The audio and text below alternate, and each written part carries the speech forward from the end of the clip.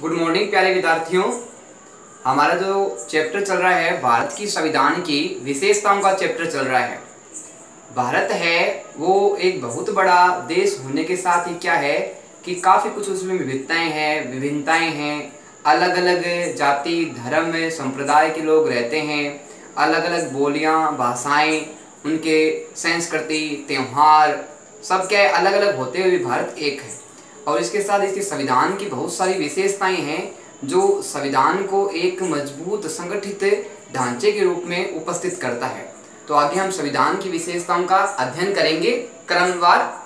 बताती है संविधान कठोरता व लचीलापन का मिश्रण है। जो भारत का संविधान है उसमें कठोरता भी है और उसमें लचीलापन भी है। जहां आवश्यकता है वो आवश्यकता के अनुसार सरल भी हो जाता है और कहीं कहीं आवश्यकता पड़ने पे कठोर स्थिति का भी रूप ले लेता है। तो वह परिस्थिति के अनुसार अपने आप को उसके अनुसार परिवर्तित कर लेता है, एडजस्टमेंट कर लेता है। यानी आवश्यकता के आधार पर अपने आप को कठोर भी बना लेता है, अपने आप को सख्त भी बना लेता है, अपने आप को सामान्य व सरल भी बना लेता है। अब आती है परिस्थितियों में परिवर्तन के लिए संवैधानिक संशोधन। परिस्थितियां हैं ये क्या है हमेशा एक जैसी नहीं रहती। परिस्थितियां समय के साथ धीरे धीरे परिवर्तित होती रहती है। कुछ स्थितियों में क्या है परिवर्तन है एक साथ हो जाता है और कुछ स्थितियों में परिवर्तन में काफी समय लगता है। तो संविधान जब अपना बनाया गया था, जब इसको लागू किया गया था, उस समय की स्थितियां और वर्तमान समय की स्थितियों में काफी कुछ परिवर्तन हुआ है। तो अपना जो संविधान है वो स्थितियों के अनुसार आवश्यकता के आधार पर जैसी परिस्थिति होती है उसके अनुसार उसमें परिवर्तन कर दिया जाता है। अब आती है कि संविधान की विधि है उसका जो अनुच्छेद है प्रमुख, वो प्रमुख अनुच्छेद कौन सा है। तो ध्यान रखना कि संविधान का जो प्रमुख विधि है अनुच्छेद करने वाली, यानी उसमें परिवर्तन करने वाली, उसमें संशोधन करने वाले जो प्रमुख अनुच्छेद आता है वो अनुच्छेद आता है 368। 368 के तहत संविधान के जो प्रमुख बिंदु है, प्रमुख जो जटिलताएं हैं, उनमें परिवर्तन किया जा सकता है। तो कई बार क्वेश्चन ये आता है कि संविधान में संशोधन करने का महत्वपूर्ण अनुच्छेद कौन सा है। तो ध्यान रखना अनुच्छेद 368 है, वो इसके बारे में जानकारी देता है। अब आती है कि जो संशोधन होता है कुछ कठोर तरीके का होता है और कुछ लचीलेपन का होता है। आवश्यकता के आधार पे, स्थिति के आधार पे क्या है कि इसमें परिवर्तन होता है। राज्य का जब शासन है, किसी भी राज्य का सही तरीके से शासन नहीं चलाया जाता और राज्यपाल की स्थिति से राज्य की स्थिति कंट्रोल नहीं हो पाती, तो वहां एक सख्त प्रक्रिया अपनाई जाती है और वो सख्त प्रक्रिया है वो केंद्र सरकार की आती है और राष्ट्रपति के द्वारा बाद में देश का शासन चलाया जाता है। आवश्यकता होने पे इसमें क्या है कि सख्त का रूप देखने का मिलता है, कई बार लचीलापन भी देखने का रूप मिलता है। जहां क्या है शांति की स्थिति आती है वहां सरलता से काम किया जाता है और जब युद्ध की स्थिति उत्पन्न होती है तो वहां क्या है अपना संविधान कठोर रूप लेते हुए, कठोर निर्णय लेते हुए सख्त निर्णय लेता है ताकि स्थिति के अनुसार समय का या परेशानियों का सामना किया जा सके। अब आती है संविधान में जो कठोरता है वो कहां से ली गई है या अपने संविधान के जो विधि निर्माता है या उससे जो अन्य सदस्य हैं उनके द्वारा इनका निर्माण किया गया है। तो ध्यान रखना कि अपने देश के सदस्यों का सहयोग तो रहा, लेकिन जो संविधान की जो कठोरता है वो हमें अन्य देश से मिली है, अन्य देश के संविधान से हमें प्रेरणा मिली है। तो ध्यान रखना जो संविधान की कठोरता है वो कहां से अपनाई गई है, संयुक्त राज्य अमेरिका से। कई बार क्वेश्चन ये बनता है कि संविधान में जो कठोरता की स्थिति है वो किस देश के संविधान से प्रेरणा पे आधारित है। ध्यान रखना संयुक्त राज्य अमेरिका पे आधारित है। अब बात आती है, ये तो कठोरता की बात की हमने, अब जो संविधान में जो लचीलापन है यानी आवश्यकता के अनुसार उसमें परिवर्तन करना, सख्त न होके सामान्य होना, वो स्थिति कौन से देश से अपनाई गई है। तो ध्यान रखना कि ब्रिटेन के संविधान से लचीलेपन का जो संविधान था वहां का, उसकी प्रेरणा के आधार पर भारत में भी क्या है लचीलेपन अपनाया गया है और जो कठोरता है वो कहां से अपनाई गई है, संयुक्त राज्य अमेरिका से। इस प्रकार ये दोनों गुण हैं कठोरतापन के और लचीलेपन के, ये अन्य देशों से गुण लिए गए हैं और अपने देश के संविधान में इनको अपनाया गया है समय और स्थिति के अनुसार। अब आती है कि संविधान में संशोधन की विधियां। संविधान के कुछ हिस्सों में क्या है कि जो परिवर्तन होता है, संशोधन होता है वो आसानी से हो जाता है। लेकिन कुछ जो क्षेत्र है, कुछ भाग है उसके, या कुछ प्रमुख स्थितियां हैं, चाहे वो संसद से संबंधित हो, संसद के सदस्यों से संबंधित हो, राष्ट्रपति से संबंधित हो, प्रधानमंत्री से संबंधित हो, तो उसमें क्या है, संशोधन की विधियां अलग अलग है, एक जैसी विधियां नहीं है।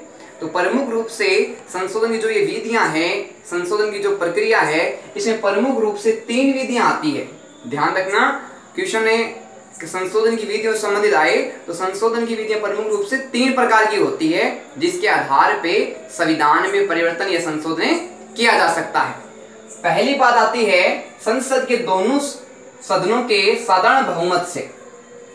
संसद के दोनों सदनों के साधारण बहुमत से किसी स्थिति में परिवर्तन किया जा सकता है। संसद के दोनों सदन कौन से? लोकसभा और राज्यसभा। इन दोनों सदनों के साधारण बहुमत से इसमें परिवर्तन किया जा सकता है। अब मतलब हो गया कि जो साधारण बहुमत है वो कहते किसे हैं?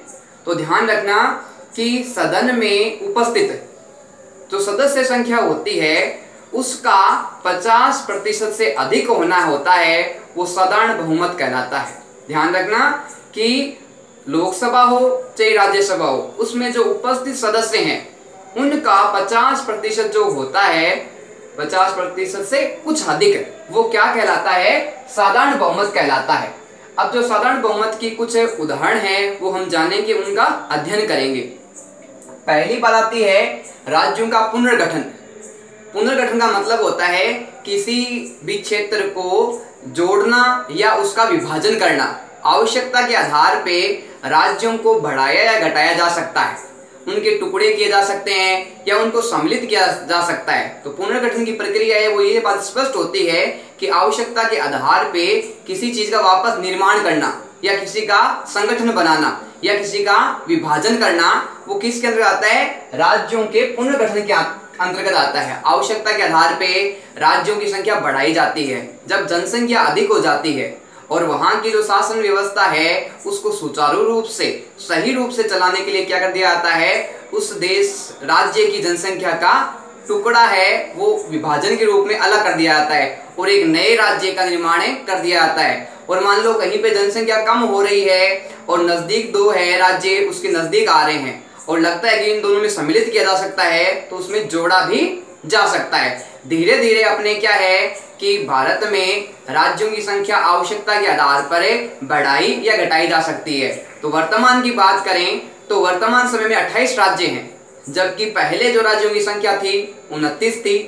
केंद्र शासित प्रदेश है, पहले अपने देश में 7 केंद्र शासित प्रदेश थे, लेकिन वर्तमान समय में जो केंद्र शासित प्रदेशों की संख्या है वो 9 है। वो ये पुनर्गठन के आधार पे ही इस चीज के निश्चित किया जाता है। बात आती है संसद के सदस्यों का वेतन। संसद के सदस्यों का जो वेतन निर्धारित किया जाता है वो संसद के द्वारा किया जाता है। संसद में साधारण बहुमत के आधार पे ये निर्णय लिया जाता है कि संसद के जो सदस्य हैं उनके वेतन को, उनके भत्तों को या अन्य सुविधाओं को कितना बढ़ाना है या घटाना है। तो ध्यान रखना संसद के सदस्यों का जो वेतन होता है वो संसद पे निर्भर करता है, यानी लोकसभा और राज्यसभा इन दोनों में विचार किया जाता है और जब साधारण बहुमत मिल जाता है तो उनके वेतन और भत्तों में या अन्य सुविधाओं में परिवर्तन कर दिया जाता है। ये थी पहली स्थिति। दूसरी स्थिति है पूर्ण बहुमत प्लस उपस्थित सदस्यों के 2/3 बहुमत। पूर्ण बहुमत की बात होती है तो ध्यान रखना कि जो कुल सदस्य संख्या है, पहले अपन ने पहले वाले में बात की साधारण बहुमत की। साधारण बहुमत में तो बात आती है कि जो उपस्थित सदस्य हैं उनका 50% से अधिक होना, जबकि जब बात आई पूर्ण बहुमत की तो पूर्ण बहुमत का मतलब होता है कि जितने कुल सीटें हैं उन कुल सीटों में 50% से एक अधिक होना, उसे पूर्ण बहुमत कहा जाएगा। ये बात विशेष रूप से ध्यान रखना। बात आती है उपस्थित सदस्यों का 2/3। उपस्थित जो सदस्य हैं साथ में उनका 2/3 होना आवश्यक है। 2/3 का मतलब हो गया कि कम से कम मान लो कि 100 सदस्य हैं वो उपस्थित है और 100 सदस्यों में से कम 67 सदस्यों का समर्थन मिलना आवश्यक होता है। तो बात आई पूर्ण बहुमत की। पूर्ण बहुमत में क्या होता है कि कुल सदस्य संख्या है, चाहे वो लोकसभा हो चाहे राज्यसभा हो, उसका 50% से अधिक होना आवश्यक होता है और जब बात आती है उपस्थित सदस्यों के 2/3 बहुमत की, तो इस आंकड़े को समझने के लिए हम छोटा सा उदाहरण समझते हैं 100 की संख्या से। 100 सदस्य उपस्थित है तो उनमें से कम 67 सदस्यों का समर्थन मिलना आवश्यक होता है, ये ध्यान रखना। अब आती है तीसरे इसकी संशोधन की विधि की। इसमें प्रथम और द्वितीय विधि दोनों को अपनाया गया, यानी साधारण बहुमत और उपस्थित सदस्य हैं उनके 2/3 बहुमत के साथ में इसमें तीसरी एक बात और जोड़ी गई है, ध्यान रखना। इसमें पूर्ण बहुमत और 2 बहुमत के साथ में तीसरी विधि जोड़ी गई है, यानी आधे राज्यों की विधान सभाओं का समर्थन आवश्यक होता है। कुछ ऐसी कठोर स्थितियां हैं जिनमें साधारण बहुमत से परिवर्तन नहीं किया जा सकता। कुछ स्थितियां ऐसी है जिनमें साधारण बहुमत और उपस्थित सदस्य के 2/3 होने पर भी परिवर्तन नहीं किया जा सकता। सबसे जो कठोर स्थिति है वो है पूर्ण बहुमत और उपस्थित सदस्यों के 2/3 और उसके साथ में आधे राज्यों की विधानसभाओं का समर्थन। यानी अपने पास वर्तमान में 28 राज्य हैं, 28 राज्यों की विधानसभाओं का समर्थन आवश्यक है।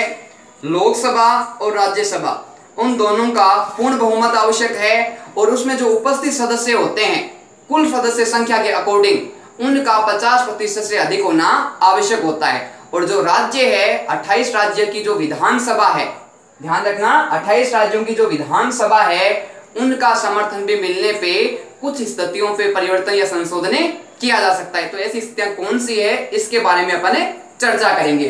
बात आती है राष्ट्रपति का निर्वाचन। राष्ट्रपति का जो निर्वाचन होता है उसमें लोकसभा है, राज्यसभा है, विधानसभाएं हैं, इनके सदस्यों का समर्थन के आधार पे ही राष्ट्रपति की जो स्थितियां हैं उनमें परिवर्तन या संशोधन किया जा सकता है। तो ध्यान रखना कि जो कठोरता की स्थिति है उसमें पूर्ण बहुमत 2/3 सदस्य उपस्थित है और आधे राज्यों की विधानसभाओं का समर्थन मिलना आवश्यक है। इसका प्रमुख जो उदाहरण देखने को मिलता है वो है राष्ट्रपति का निर्वाचन। यानी जो राष्ट्रपति के निर्वाचन की पद्धति है उसमें इन तीनों संशोधन विधियों को अपनाया जाता है या ग्रहण किया गया है। बात आती है केंद्र व राज्यों के बीच शक्ति का विभाजन। केंद्र और राज्य अपने देश में संघात्मक व्यवस्था अपनाई गई है। जो अपन ने कल अध्ययन किया था कि संघात्मक का मतलब हो गया केंद्र और राज्यों में शक्तियों का विभाजन होना। विभाजन होने के बाद में क्या है कि राज्य के लिए और केंद्र के लिए दोनों के लिए अलग अलग संविधान नहीं है, दोनों के लिए एक ही संविधान है। लेकिन ध्यान रखना कि इनमें जो शक्तियों का विभाजन किया गया है वो तीसरी अपनी जो संशोधन विधि है पूर्ण बहुमत 2/3 सदस्य उपस्थित सदस्यों में से और तीसरी बात आधे राज्यों की विधानसभाओं का समर्थन आवश्यक है। आगे अध्ययन करते हैं हमें न्यायिक पुनरावलोकन का। न्यायिक यानी न्याय से संबंधित है और पुनरावलोकन यानी किसी चीज का दोबारा दोहरान करना या पहले की जो स्थिति है उसमें परिवर्तन कर देना। एक प्रकार से सामान्य भाषा में समझे तो किसी न्यायालय द्वारा जो प्रारंभ में निर्णय दिया गया है और बाद में उसे कोई कमी नजर आती है या उसमें संशोधन या परिवर्तन की आवश्यकता होती है तो दोबारा उसको न्यायालय में विचार के लिए भेजाता है और न्यायालय द्वारा वापस जो निर्णय दिया जाता है वो हो सकता है उसमें संशोधन भी हो सकता है, वही स्थिति हो सकती है। तो प्रारंभ में दिए गए निर्णय में कुछ बदलाव या परिवर्तन होता है या जो संशोधन होता है वो न्यायिक पुनरावलोकन के अंतर्गत आता है। कई बार क्या होता है कि कोई व्यक्ति जो दोषी नहीं है, उसने अपराध नहीं किया, कोई उसने गलत काम नहीं किया, लेकिन उसे उच्च न्यायालय के द्वारा या मान लो जिला न्यायालय के द्वारा उसे दोषी घोषित कर दिया गया, लेकिन जबकि वो दोषी नहीं है, वो क्या है निर्दोष है।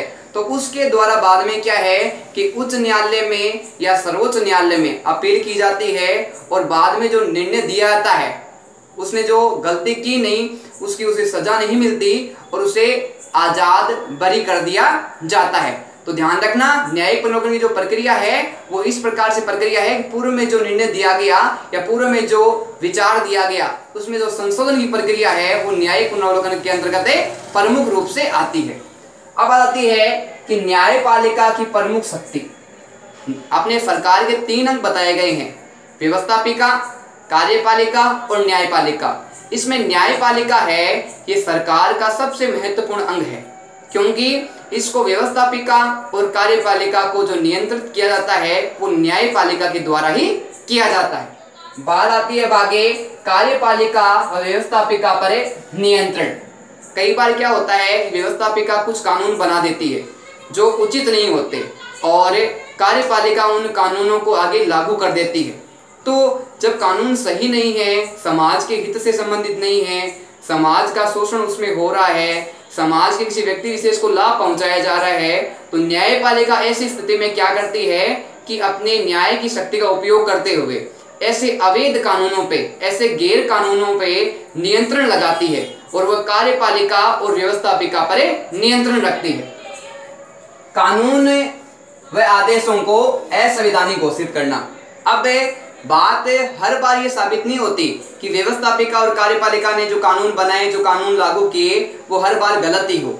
सही कानूनों को है वो न्यायपालिका है वो असंवैधानिक नहीं बता सकती, उनको दोबारा संशोधन के लिए नहीं भेज सकती। लेकिन जब वो सही कानून नहीं बनाए गए हों, उचित कानून नहीं बनाए गए हों, तभी है वो न्यायपालिका उनमें संशोधन या परिवर्तन कर सकती है, उसको असंवैधानिक यानी गैर कानूनी घोषित कर सकती है। बात आती है कि ये जो न्यायिक पुनरावलोकन की जो प्रक्रिया है, ये पद्धति है, ये भारत में कौन से देश से अपनाई गई है। तो ध्यान रखना कि न्यायिक पुनरावलोकन की जो प्रेरणा है वो भारत को प्रमुख रूप से संयुक्त राज्य अमेरिका से मिली है। यानी संयुक्त राज्य अमेरिका के संविधान से भारत में न्यायिक पुनरावलोकन की प्रक्रिया को अपनाया गया है। अब आती है कि जो ये न्यायपालिका है ये क्या करती है, कानूनों व आदेशों पर नियंत्रण।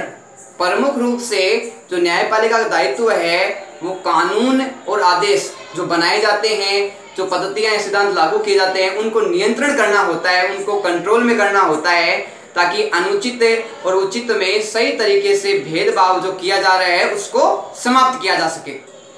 भारतीय संविधान की एक जो अन्य प्रमुख विशेषता है वो है विश्व शांति का समर्थन। भारत जो देश है वो प्रारंभ से लेके वर्तमान समय तक उसकी एक प्रमुख नीति रही है, एक प्रमुख विशेषता रही है, वो है विश्व शांति की। भारत ये चाहता है हमेशा से ही कि वह खुद है वो शांतिपूर्ण तरीके से सम्मान पूर्वक रहे और अन्य जो देश है वो भी क्या है कि शांतिपूर्वक और सम्मान पूर्वक रहे। भारत के द्वारा ऐसे प्रयास भी किए जाते हैं, जहाँ तक संभव होता है भारत का ये प्रयास रहता है कि किसी भी देश के साथ उसके जो संबंध है वो मधुर बने रहे, अच्छे बने रहे और अच्छा यातायात के साधन हैं, अपने अन्य डेवलपमेंट की चीज़ें हैं, अन्य अपने संसाधन हैं जो भारत में उपलब्ध नहीं है, वो संसाधन बाहर से मंगाए जाए और भारत में जिन संसाधनों की अधिकता है वो बाहर पहुंचाए जाए, ताकि एक दूसरे के देश की जो आवश्यकताएं हैं उन आवश्यकताओं को पूरा किया जा सके। ये आवश्यकताएं पूरी कब होगी, जब सभी देश क्या है आपस में मिलजुल के एक संगठन के रूप में, एक इकाई के रूप में कार्य करेंगे और एक दूसरे का सहयोग देंगे। तो भारत की प्रमुख जो विचारधारा है वो शांतिपूर्वक रही है, न कि शत्रुतापूर्ण या युद्ध की स्थितिपूर्ण रही है। बात आती है वसुदेव कुटुंबकम की। वसुदेव जो कुटुंबकम है उसका सामान्य अर्थ है कि ये मेरा है, ये तेरा है, ये उसका है, ये मेरा नहीं है।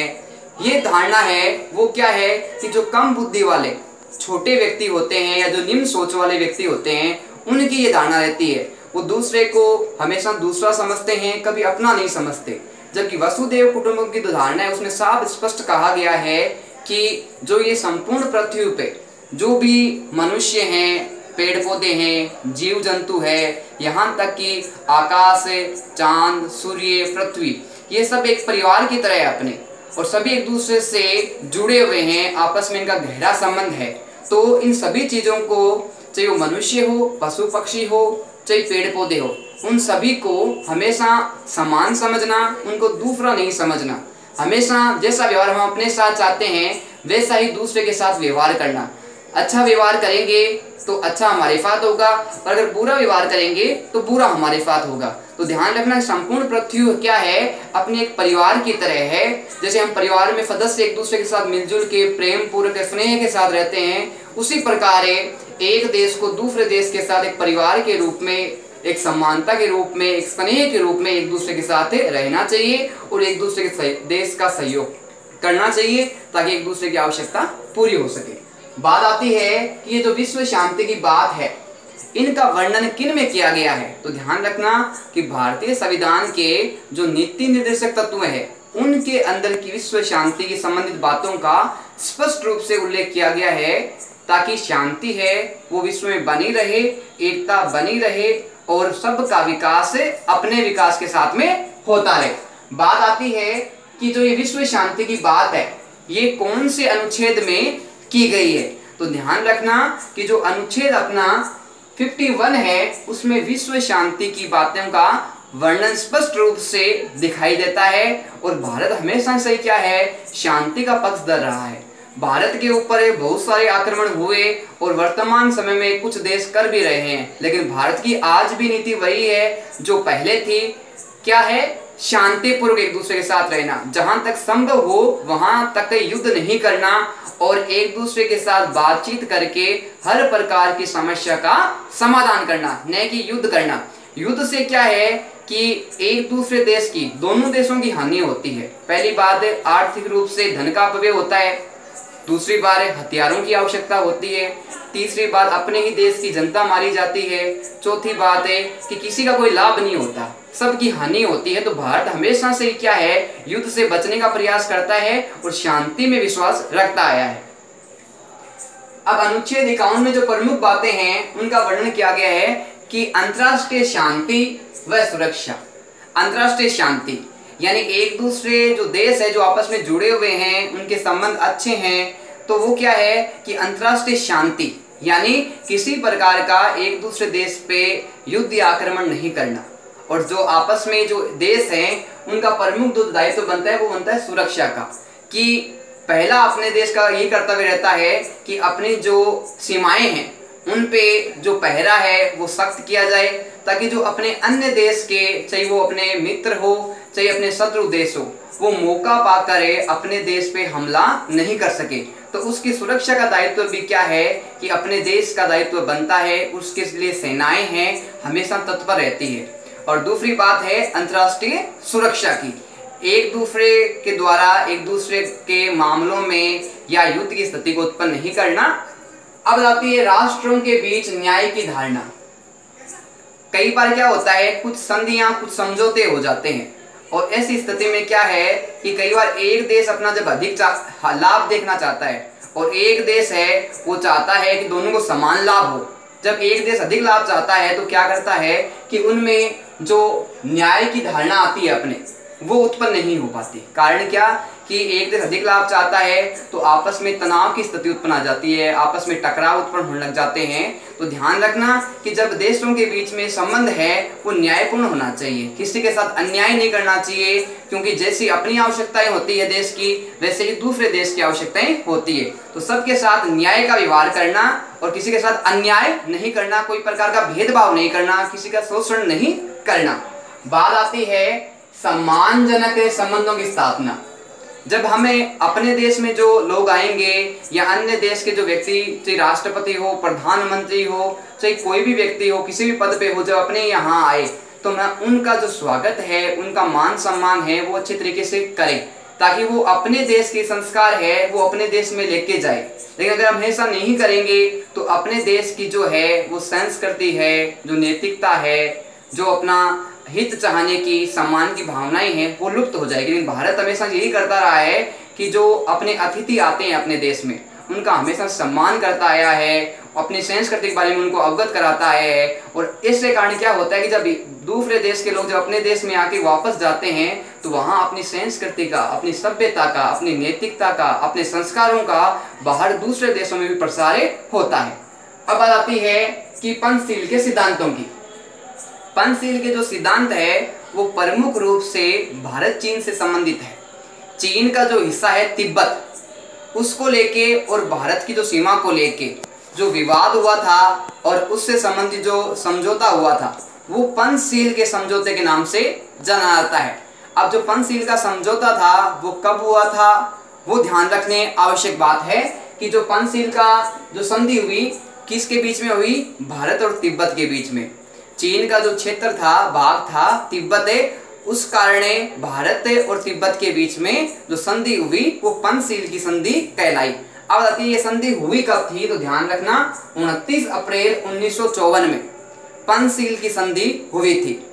किसके बीच में, भारत और तिब्बत को जो है विवाद, सीमा विवाद है, अन्य क्षेत्र का विवाद, उसको लेके हुई थी। चीन का जो हिस्सा है तिब्बत को लेके। अब आती है पंचशील।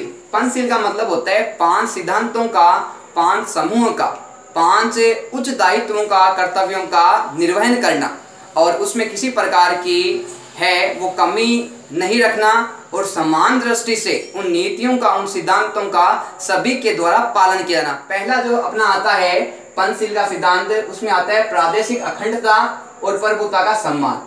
यानी एक देश है वो दूसरे की अखंडता का, एकता का, और वहां की जो प्रभुता है, जनता की जो शक्ति है, उनका क्या करना, हमेशा सम्मान करना, उनके सम्मान को स्वीकार करना, और वापस से एक दूसरे के साथ शांतिपूर्वक और प्रेम पूर्वक रहना। बात आती है अनाक्रमण की नीति, यानी जहां तक स्थितियां संभव हो वहां तक एक देश है वो दूसरे देश पे आक्रमण नहीं करेगा, एक देश है वो दूसरे देश के साथ युद्ध नहीं करेगा।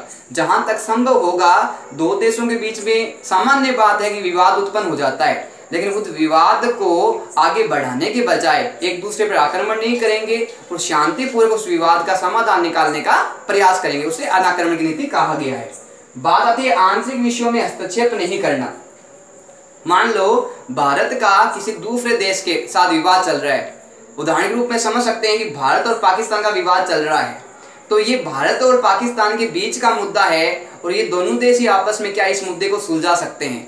लेकिन मान लो कि इस मुद्दे के बीच में चीन बीच में रुकावट उत्पन्न करता है या हस्तक्षेप करता है, तो वो उचित नहीं है। तो ध्यान रखना कि जब दो देशों के विवाद हो या कोई भी विषय हो, मुद्दा हो, उस पर जब बहस छिड़ गई हो या युद्ध की स्थिति उत्पन्न हो गई हो, तो किसी तीसरे देश के द्वारा उसमें हस्तक्षेप नहीं करना चाहिए, जब तक उससे किसी प्रकार की सलाह नहीं मांगी जाती, उससे राय नहीं ली जाती। अब आती है आगे चौथे बिंदु की समानता और परस्पर लाभ की नीति।